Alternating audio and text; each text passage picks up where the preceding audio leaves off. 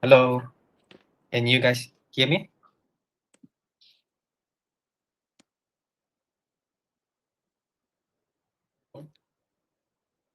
All right, so okay, let me chat with Mr. Cowboy.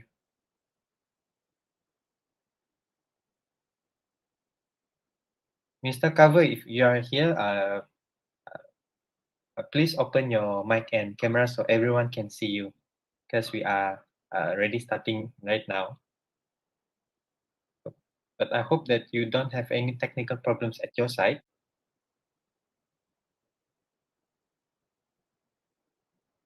Hello. Yeah. Okay, great, loud and clear. All right, we can see you now. All right, Okay. so good afternoon, everybody. I am Orson and I will be the moderator for today's talk.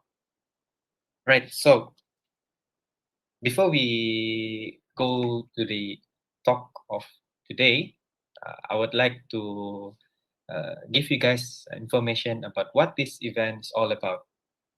Okay, so for those who have joined us before, welcome back. We welcome you. And for those who have just joined us, welcome to Into the Industry 1.0 Tech Talk. Right, so now is our 10th talk, and for today it will be about career in mobile apps industry. So, Into the Industry is an event from a manifesto of one of our MPP, our faculty MPP, Mr. Abdul Hafiz. His manifesto, one of his manifesto was he wants to connect the industry and the students because he found out that students in universities they do not quite know about the outside world or the industry when they go out. So this event gives somewhat a bit of exposure before they graduate. Right. So today we are excited to invite Mr. Kavui, a founder of The Maker. He is a mobile apps developer and he is a local Sabahan from Kudat. So, without further ado, let me invite Mr. Kavui to share his topic for today. Whenever you're ready, Mr. Kavui. Okay, so let me share my screen first, yeah.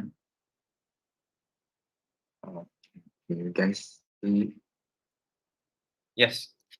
Okay, so first of all, thanks for inviting me for giving a talk about mobile app industry. So yeah, I am Gawi. I am the founder of the Maker PLT. Then I am still considered fresh grad, just graduated around near almost 5 years. Yeah, so I am graded as a computer engineering in Utah. Then my first job was working as a research and development firmware engineer in Keysight Technologies, Penang, which is a US company. So my background is I'm expertise in firmware development, but then in my mind I still prefer to start up my own business. Then I came back to Sabah and then I start my first company which called App Brewery, a one-man company. Then I build website, host some games, I provide app solution to earn money. Then 2 years later, then I earn some money that and my team to make and run an app. Yeah, that's what I'm doing. So currently I'm developing an app which called Sabah Review, where you can think it is the yellow patch of Sabah in your phone. So I'm not sure you guys ever see what is yellow patch. It is a book of contact list by Telecom.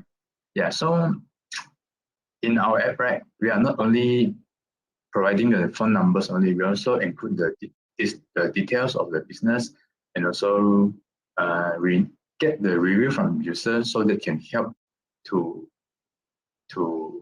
check the business in Sabah. So as you can see from the slide, right, This the UI layout which we are already implemented, but we are not yet launching the apps.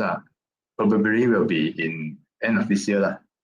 Yeah, so we are a team of 6 people who started to develop this app since June of this year, 5 months ago.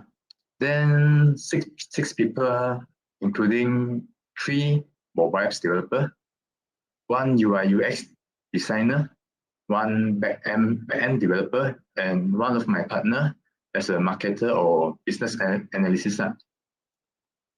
So today's sharing, I will be more about my own perspective as a founder of company, a project manager, a project architecture, and also mobile app developer.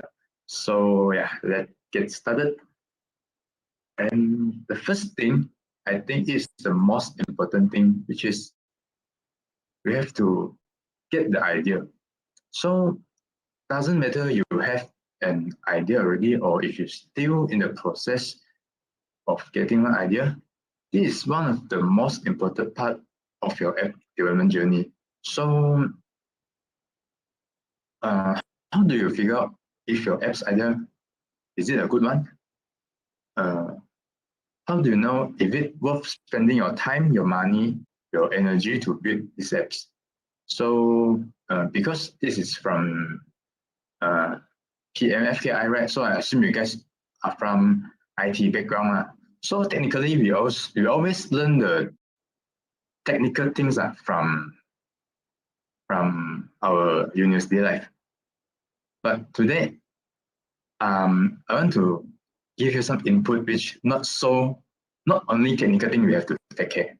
So for an example, if today you are a chef, so you have one guest came to your home, then you spend around 2 hours just to grill the chicken, make the burger with nice ingredients, prepare so well, so delicious food. But then when you serve your customer, right, with all this kind of food, right, then end up they only want to eat instant noodle. So reflect to ourselves today. We might be implementing an app, for example, maybe a VR app that can predict user emotion. So your lecturer will be VR, macam metaverse or Facebook one. And then we say AI prediction can predict user emotion. But end up, no people want to use these apps. This might be due to maybe no people own a VR headset. And why should I predict my own emotionally? Yeah, you have to think. So how do you know your idea is gonna be a good one? The first piece of advice that I give is you can talk to absolutely everybody in your life, in your friend, your family. Yeah, you tell them your idea because everybody has a valid opinion. And by doing this, you might just come across somebody who has a unique insight or who might be also your app's customer in future also. And people will keep giving you advice along the way. So don't be afraid to telling people of your idea. And also don't ask people to sign NDA. In case you don't know what is NDA, right? It is just a legal piece of paper that sort of preventing anybody from stealing your idea. So maybe because I ever met one people, right? They taught me an idea, but they asked me to sign NDA. But you have to know, right? Idea just only a small part of a success of the product of the apps. So I would say that from an idea become an app to become success, it took a lot of times. Not only times, maybe blood or tears, a lot of hard work. So in most cases, I think if your idea is really a good idea, you can bet that probably maybe 5 or 6 people across the world already have the same idea. So now the thing is, you just need to maybe do a little bit of market research. You can go into App Store, Play Store, search for the variant of your idea. If somebody has already created your idea, that doesn't mean you can't make it, because you might have a unique domain knowledge, which you might know more about the topic, or you have to say you can create maybe the apps that with a better user experience. Also, you also can create a far better design than the existing product. So you have to remember that Facebook wasn't the first social network, and then Google also wasn't the first search engine. So you also can create something that maybe you have more expertise, your better apps. So once you so I'm gonna share with you my story about how I get my idea. So yeah, I come from Gudat, a town that 3 hours from KK. So one day I came to KK, and then my car aircon came up with some bad smells. Then it actually is a dead rat inside the aircon. Then that time I'm still not familiar with KK, so I just Google and randomly pick the nearest one with highest star aircon service center. I asked for quotation. Then the first shop I went to, they told me they need to hang the car engine out to check it for maybe 2 days, and then cost around 600 ringgit. So I think it's quite expensive. So that I called my friend who also fixed car aircon one, then they recommend me to a shop that not stated in Google. And then I went there. Then they're able to fix the issue just within 2 hours, and that only cost around 150 ringgit. So I told myself, right, if there an app, right, where I can see all the review of all the business in Sabah, then I might be not came across to the first shop. Then that will be save a lot of time of my day. So this is a little story about how I get my idea. When you come across a problem, right, during your life to life or to day life, right, it could be during your study time, it could be during in your workplace, something that completely frustrates you. And you are think, why does this problem keep exist? Well, this problem, if you can come up with a good solution, it also can become a really good idea, because surely somebody else across the world probably will experience the same pain as you. So once you get your idea right, what to do next? The next thing you have to do is you have to design it. So the UI UX. So what is UI? UI is the user interface, and then the UX is the user experience. So very often, right, we will hear people say, especially as developer, why do I care about design? Isn't it enough that because they only isn't it a good idea enough? Or I caught it up very well.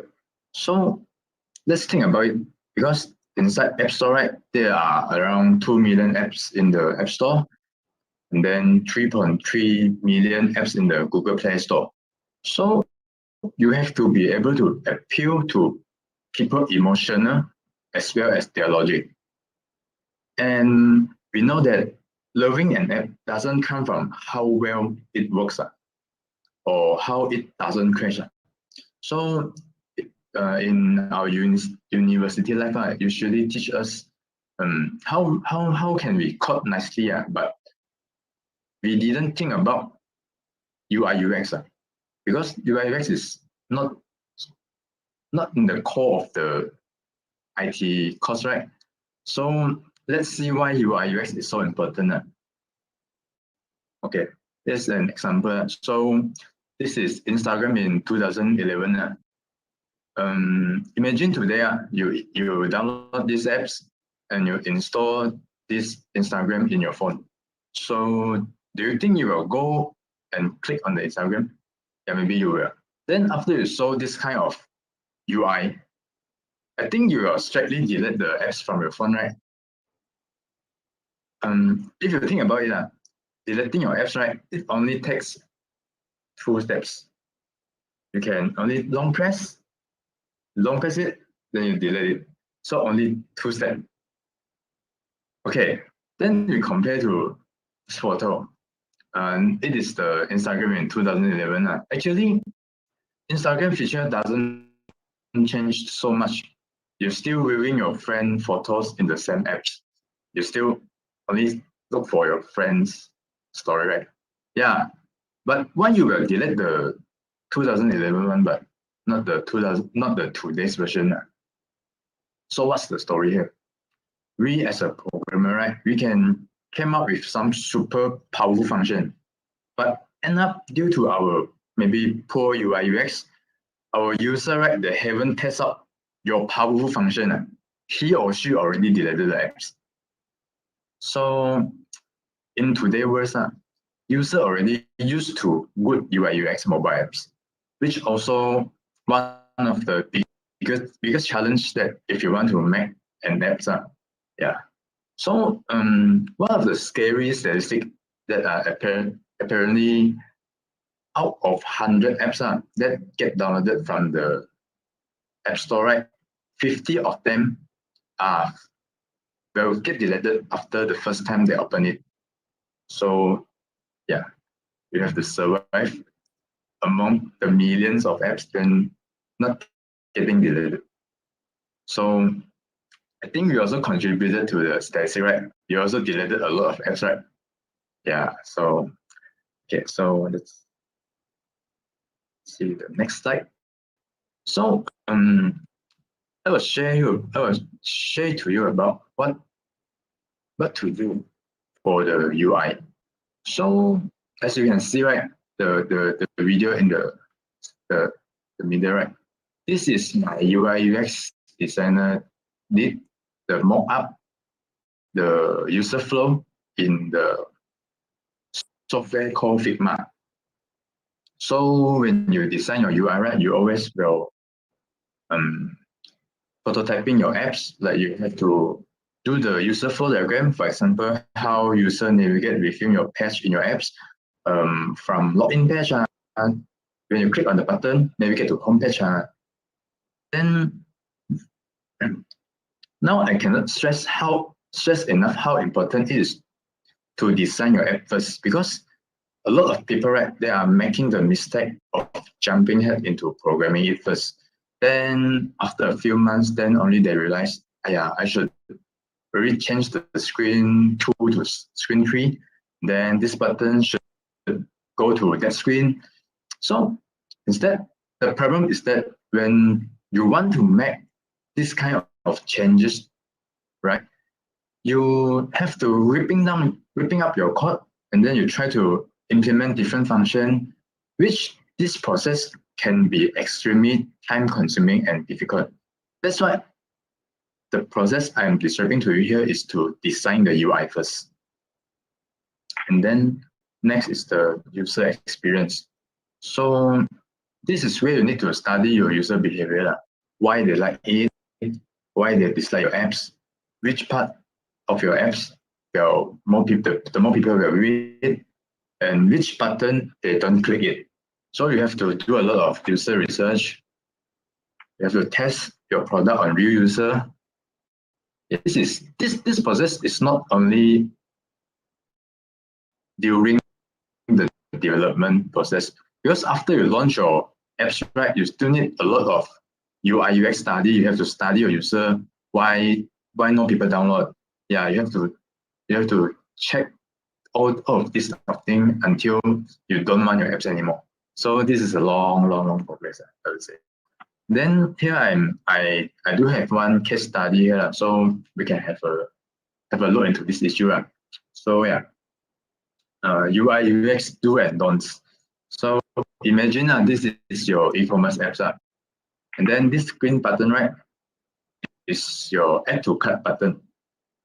You want your user to click on the add to cart button, so you can get more sales. So here are two scenarios, which scenario A is the add to cart button on the right side. Then scenario B is the add to cart button on the left side. So let's have a guess here. So you can raise a like reaction, if you pick A, if you raise a love reaction, means you choose B. So maybe the host can check. Maybe you put the thumbs up if yeah, the thumbs yes, up. yes. Yes. Just put a clap if you like. Yeah. Okay, so thumbs up. Let me put a thumbs up also. Okay, I also put a thumbs up. Okay, so let's review the answer. So yeah, thumbs up is the correct answer. Due to this Gutenberg principle, you can study the behavior on yourself, because you can see how your eyes movement when you look at it. You might be following this exact direction, right? So yeah, I think you guys are doing great. So if you really want to know more about UI UX, right? Because university might not cover that much on UI UX, you still can look at these things. So you can look, because both Apple and Google, they did provide guidance on this UI UX. So you can go and look, search for this. If you want to search for iOS one, you can search iOS human interface guidelines. Then for Google one, you can Google the Google material guidelines. That here will show you how they make the best Android apps looking or the best iOS looking. So yeah. So things come a little bit more technical, right? So yeah, let's go into app development. Okay, so there's one frequent question always asked by students. So what language we use to develop an apps? And then which programming language to learn first? My answer would be any programming language which you're more familiar. If you can understand programming concept, right? No, any language will be your barrier, because if you know the concept already, right? It's only the matter of syntax. So the thing you need to take into consideration is which can make you development more fast. You can hands-on more faster and more fast to finish your episode. These are the things you have to think into your consideration. So majority there will be only two paths. So either you go to native way or the hybrid way. So what is native way? Okay, which means you need to have one team of people who mainly code Swift or Objective C for iOS, and then another team of people who code Java or Kotlin for Android. I don't think one people can do that much. Yeah. And then the second path is the hybrid way. So I list out a few famous framework here: Flutter, React Native. Flutter using Dart language, React Native using the JS, then Xamarin C Sharp, Ionic is the HTML5 SDK. So many different technologies. So which one we should choose? Okay, so I will talk on my own perspective. So yeah, as you can see, I choose Flutter for our team for our apps, front-end development. So Flutter is a SDK from Google for building cross-platform apps. So why Flutter? Why not others? So one thing that I take into consideration is that writing Flutter code, right, it can deploy to multiple platforms. Because from my perspective, right, I do think that it is hard to look for mobile app developer in Sabah. And it's also expensive to have two teams of developer, which one is making iOS, another team is making Android apps. And then that's why I think that if single code base, I can write once, run everywhere, it would be able to reduce the development cost and time. Nevertheless, maintaining a Flutter application is easy because we only need to maintain a single code base for two apps. Then the next thing I will mention in Flutter is the native performance. So Flutter is using a scale graphic library, and then which allow the UI to be redraw efficiently at the 60 FPS. Currently, they already has the ability to perform even up until 120 FPS. So you imagine 120 FPS is a very smooth apps, and then you also can make game with Flutter because of the high refresh rate. Yeah.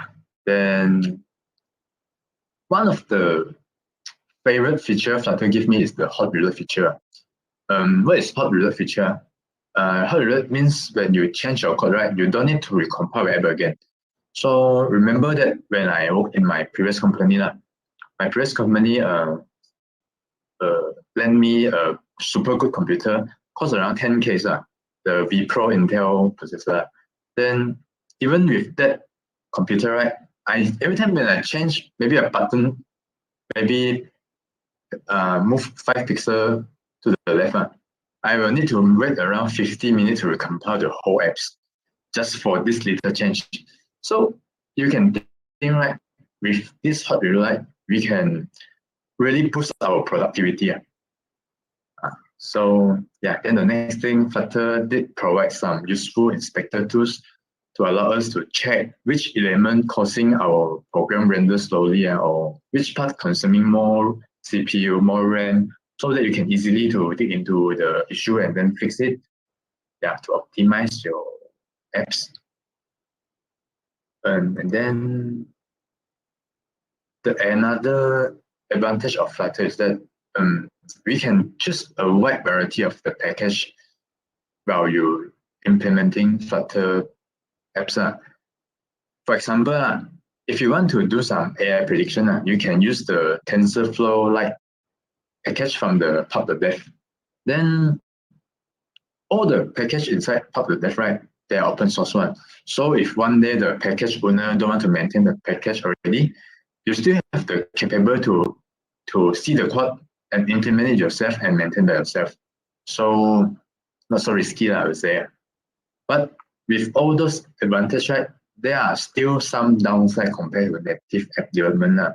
For example, let's say, right, iOS only released the 3D Touch today. What is 3D Touch? 3D Touch is the ability to use the pressure sensor of the iPhone to measure the level of force being applied to the touchscreen. So if today, if you are developing in native way, right, after Apple announced this feature, right, you can immediately to use their released APK to include the feature in your apps. But in Flutter, right, we are relying on third-party library. So we need to wait for maybe some people develop the code to link to the 3D Touch first. Then only you can put the function in your apps. So this is the downside. But you should note that Flutter now support all the latest iOS release version until today one. Then the next thing is you have to implement the backend. So I would say loading data from network, right, then shows to your apps is a very common task, just like this example. So this is a JSON API response. You have a URI of your photos and then a label which chicken, yeah, label here. So you try to open your phone, you look at the apps you're using every day. So which one you don't rely on network? For myself, right, I think the only apps that don't require to load data from internet is calculator. So yeah, in order you want to build your own backend, you have to have the knowledge of looking for the server. You have to set up database. You have to look for a framework to implement your API. So in my case, right, our team is using Fast API to develop our API endpoint, which excuse me. This is a Python framework. Yeah. So just now we talk about what language to use in front end. So sure, there will be a question that then back end what language to use, right? Still the same question. You can use any language like Facebook using PHP ma, Instagram is using Python, Django ma, then Google use Golang ma, some use the PHP Laravel, right? So as long it can solve your issue, right, then it is good to go. Yeah. We also just started to use Fast API to optimize our backend speed. So I will show you some of the example later. Then, yeah, so these are the development phase. Then we will move on to the test and debugging. So let's imagine if you download an app in App Store, right? Maybe you play with it around 5 minutes, then some button don't have any function, very buggy. What is the next thing you will do? Still the same, right? Delete the apps, right? Yes, so before you release your apps, right? I'm sure that you don't want your user to delete your apps after a long period of development for the apps, right? So one thing I want to mention is automation tests. Right? Automation test for your front end and also back end. So why automation? Let's say we have a 50 page app, then more than 1,000 buttons navigate within the pages. Then if we as a human, right, you have to test it, right? Sure, you also will get tired and then do mistakes. So why not? Because the thing is, the testing is repeatable. Right? So it's better you make it automated, and then because this thing is not how to say it. You can, as long as things can be repeatable, you have to make it automated. Yeah. So in Flutter, you can easily write your code, the test code to test your UI. Then if you don't want to write it in the Flutter, you also can maybe make a Python script to click on the apps, click on the pixel in your PC emulator. Yeah, to test out all your front end. Then back end also, you can because we don't know, right? Maybe someday we will edit some part of code which might break the others code. So it is good to have an automation test. Yeah, then next I will show you some example of how I benchmarking my API. So my team is using K6.io to benchmarking our API. So the test is like spamming 50 virtual users to request our API concurrently. So it is like a bit of stress test. So the left side is one of my version one of the heaviest API. It took around 2,200 milliseconds to respond. Then I think that it is slow because let's say it is a button, let's say a like button in Instagram. After I click a like, after 2 seconds, then only the like button will respond. So it's not a good behavior. So then I change my API to fast API. Then you can see the result. It boosts around 10 times faster, optimized until 250 milliseconds. Yeah, so we can see, right, testing is important. So as a conclusion, app development took a long process from idea to design to app development and months of testing, then only deploy to the launch at the App Store and Play Store. So yeah, hopefully my sharing can give you guys some insight of app development. Yeah, thank you. So, Okay. Thank you, Mr. Calvin. That's so you graduated 5 years ago, right? yeah. And then now you have your own company. Yes. Wow. Because from what I know, most people open their companies on after like 10 years or 15 years working in the industry, but you open your own company after 5 years. And how many people? May I know how many people that works under you?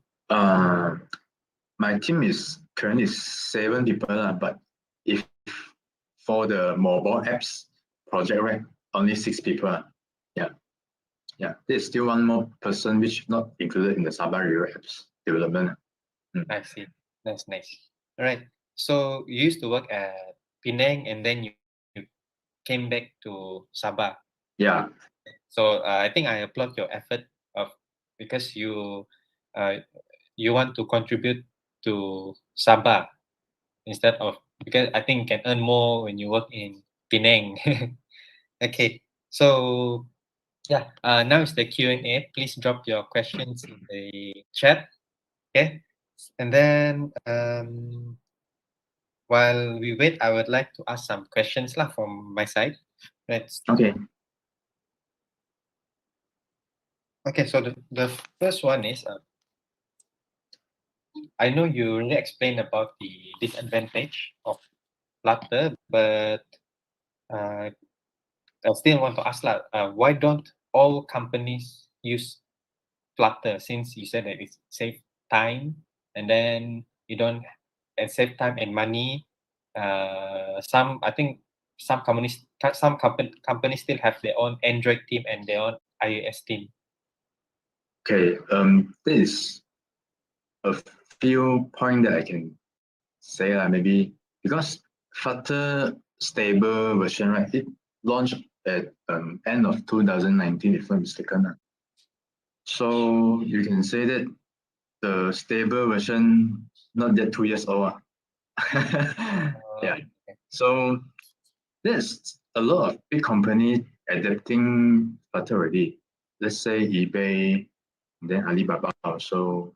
You can see some of the package, right? They're written in the public dev. So they also contribute to the Flutter community. Yeah. And then some of the apps, maybe if they, because they already launched their apps, why they need to remake another apps in Flutter? You already have a mature apps, so no point you go to the new technologies. Yeah. See. All right. Thank you. Okay. So I think there's one term, another question from me before we go to Miss Daphne's question. So you talked about API just now, a lot of terms of API, and I'm sure some students this is the first time they heard of this word API. Can you explain briefly what is API? Okay, so API is like okay, so let's say we have 3 things. Okay, let's say a librarian. So we have when we as a student, we go to the library to borrow the books. Then okay, the books on the rack, but then you don't know where to search for the books. Then we as a student, right, we anggap via mobile apps. You want to request for the librarian to take the book for us. Then the API is act like the librarian. The librarian will go to the book rack and look for the book for you. API is like a service that your mobile apps communicate to your database. So if you want to request the data, you have to go through API and then go to the database. Yeah, so this is what API does. I see. So API is something that stands in between the database and the Yeah. It's like a middleware. so it moves data around. I see. Yeah, a bridge of data in the mobile apps. The bridge of front end and back end. Okay. All right. So so a question from Miss Daphne. Hi, does your team still recruit interns? No, at the moment. Yeah. Okay. So from Miss Gina, hello, Mr. Kaveh. I would like to ask, what are some of the challenges that you can share about starting up a new company? Starting up a new company, I would say everything also is a challenge. Because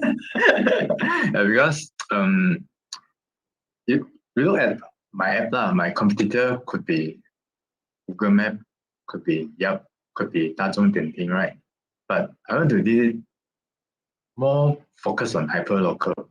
So because that kind of app is more not so focused on Sabah, but yeah, because they cannot do so detailed. So I took the opportunity. Then also this is my first time I implement my Android apps. Yeah. And then this is also the first time I'm managing a team of people.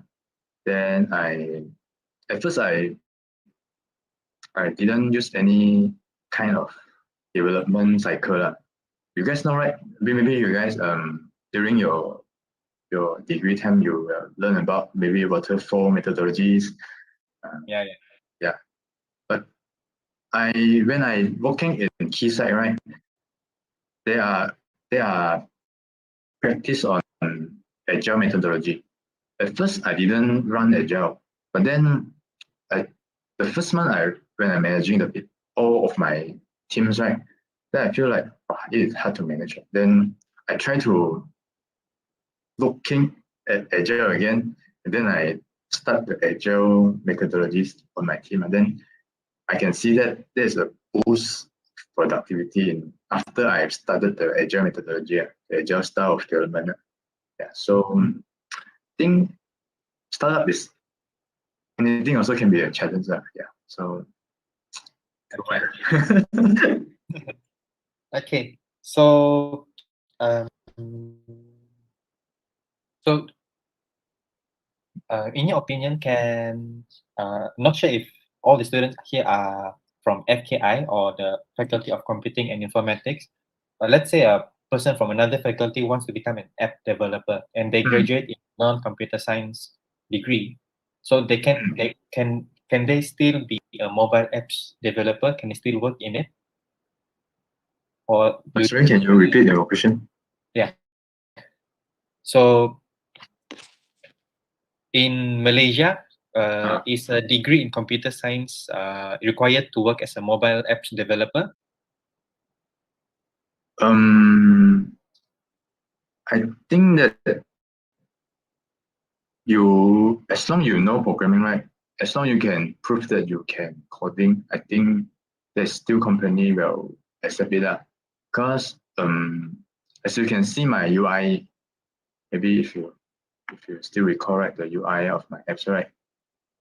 This is also a tourism management student who make that, because tourism is down at the moment. Then I see that she has the talent to design. Then end up she learned herself. She very dedicated. And then yeah, she came up with a pretty nice looking UI. So I think you can do anything if you really go for it. If you really all in, you have to have the dedication to learn yourself. Because right now, right, you see Google also and also roll out like 6 courses online in Coursera, if not mistaken. If you finish the course, right, you get the certificate. Actually, you can go to apply for jobs in the industry. So I would say if you really want to change, right, you can do it. Okay, thank you for that. Okay, so we have Miss Atira. Hi, Mr. Kawi. I would like to know what programming language your team usually use. Flutter is Dart, and then for backend, some is PHP, some is the Python. Yeah. PHP, Python, and Dart. Okay. All right. So talking about the industry, can you let us know what about the current mobile apps industry, the status like in Malaysia or in Sabah? I also not so sure because I think Sabah there's only Sabah Pay is more famous, right? Yeah, because like 2-3 years ago, the team also looked for me, maybe asked me to become the test engineer, because as from what I know last time, 3 years ago, I'm not sure now is it still the same. Their developer is KL based one. So yeah, if you say in Sabah, I'm not so sure. I know there's one company, Mind Valley. Their apps is the user base is the Western country one, but the CTO are in Sabah, where the government capital is there. Yep. Mr. Lim, he was an speaker. Mr. Lim, if you guys remember, from Mind Valley. Okay. Yep. Right. So from what you said just now, it means that in Sabah there are two local mobile apps and one international mobile apps company, right? Or they are in Sabah. You only know 3 mobile apps company. No, I think I only know 2. Oh, 2, okay. Also I think Sabah Pay is not mobile apps company, right? I was not sure. Yeah. Okay. Not so sure. Okay. So, you talk about UI UX. I would like to share with everyone that UI UX is also a career in tech that does not require a knowledge in coding. So if you know how to design using, for example, Figma, and you know how to make it so that people will feel good when using your apps, it's a job that that is high in demand at the moment. Okay. Right. So let me check my phone if there are any questions, any personal messages. If you guys have any questions, please feel free to drop. Okay. There's one. So, what do you think about the future of mobile apps? This is quite general, but maybe you can answer. Mobile is the future, right? So yeah, but you have to stand out with all kind of mobile apps. But you can try to do something because Sabah still don't have a lot of mobile apps. Seems like no opportunity, but it might be opportunity too. Okay. All right. I think that's all the questions here. Before that, let me share the feedback form in the chat. Give me one moment to share it. Feeling and share. Okay, so this is the feedback form for the talk, and yeah. So thank you again for joining us, and also thank you, Mr. Kavui, for sharing your knowledge and experience with us. We really appreciate it, and hope to see you again next time. Okay. All right. Thanks. Thank you. Bye bye, everyone.